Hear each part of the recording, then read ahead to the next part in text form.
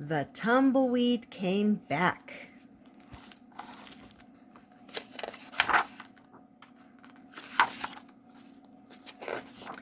A mighty wind blew in as we sat to eat our lunch. It plopped a tiny tumbleweed into our jug of punch. My granny shouted, "Eek, oh my, a prickly wicked weed!" So we flicked it back into the breeze before it dropped a seed. But the tumbleweed came back the very next day. Even more came back. They just wouldn't stay away, rolling in the garden and rolling past the gate, and Granny was becoming even more and more irate. So we captured up the wicked weeds and stuffed them in a trunk, then dropped it in the Rio Grande and watched until it sunk. We happily reported back, "The weeds are finally gone," but we kept on guard into the night and all the way till dawn.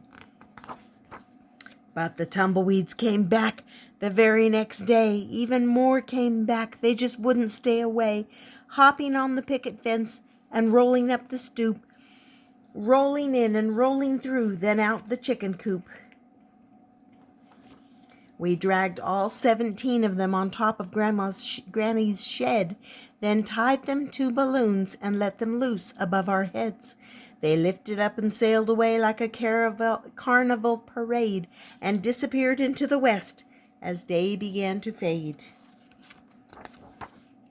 But the tumbleweeds came back the very next day. Even more came back. They just wouldn't stay away, zooming toward the old red barn and through the double doors, past the cow, up the loft, and out the second floor.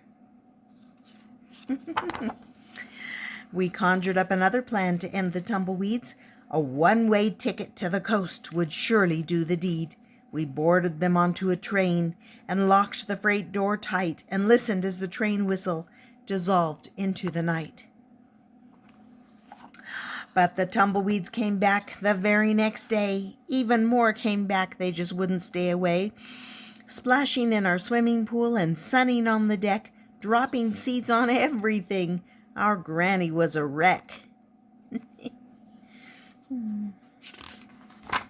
We crammed them in a shipping box with no return address, slapped a mailing label on, and sent them UPS. We wooed and hooed and jumped high-five. The weeds were gone at last. But you'd think we'd wait to celebrate until more time had passed. 'Cause tumbleweeds came back the very next day. Even more came back. They just wouldn't stay away, sliding down the chimney and marching through the halls, barging in on Granny's club and climbing up the walls.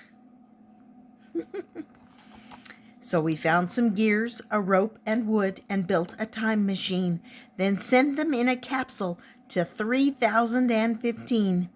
We stood beside our new gizmo and grinned from ear to ear. There was no way they'd travel back to this exact same year. But the tumbleweeds came back the very next day. Even more came back. They just wouldn't stay away, rolling toward the closet door and down the laundry chute. Socks and undies everywhere. They didn't give a hoot. So we loaded up those tumbleweeds onto a rocket ship and blasted them to outer space for an interstellar trip.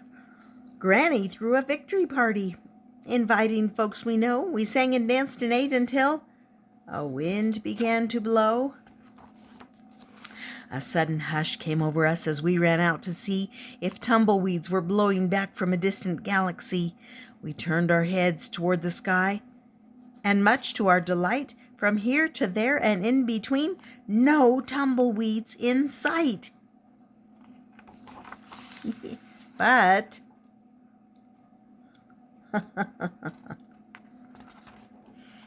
the end.